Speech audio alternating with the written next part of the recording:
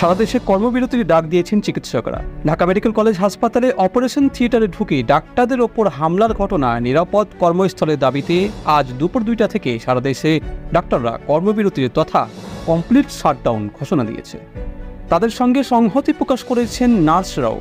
নার্সদের পক্ষ থেকে বলা হয়, আমরা চিকিৎসকদের সাথে একাত্মতা প্রকাশ করছি। আমাদের দাবি, সকল কর্মস্থলে নার্সদের নিরাপত্তা নিশ্চিত করতে হবে।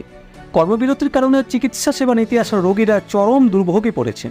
চিকিৎসা না পেয়ে ফিরে যেতে দেখা গেছে অনেক রোগীকে। সকাল থেকে দূর দূরান্ত থেকে আসা রোগীরা জরুরি বিভাগে দুর্ভোগে পড়তে দেখা গেছে।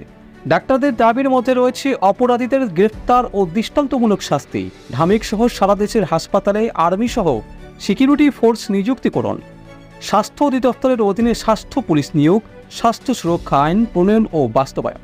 ডাক্তার আহাদ বলেন, দাবি পূরণ না হওয়া পর্যন্ত সরকারি বেসরকারি হাসপাতাল অপারেশন সহ সব চিকিৎসকদের কমপ্লিট শাটডাউন চলবে।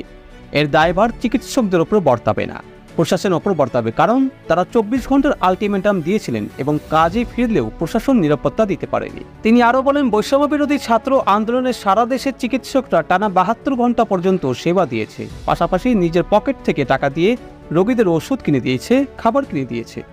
গতকাল রাতের ঘটনার বিবরণ দিয়ে ডাক্তার আহাদ বলেন, আমাদের সার্জারি বিভাগের একজন রেসিডেন্ট অপারেশনের জন্য ভিতরে যান, যেখানে রোগীর লোক ভিতরে গিয়ে তার সঙ্গে ধস্তাধস্তি শুরু করে। আমাদের আরেকজন ডাক্তার তাকে সেভ করতে গেলে তাকে মারতে মারতে পরিচালকের রুমের সামনে নিয়ে আসা হয়। আমরা পরিচালক স্যারের আশ্বাসে রাত 11টায় আবারও কর্মস্থলে ফিরি। সকাল 8টা পর্যন্ত সেবা দিই, কিন্তু নিরাপত্তা বাহিনী যথাস্থানে উপস্থিত ছিল না, যে কারণে আমরা এমন সিদ্ধান্ত নিয়েছি।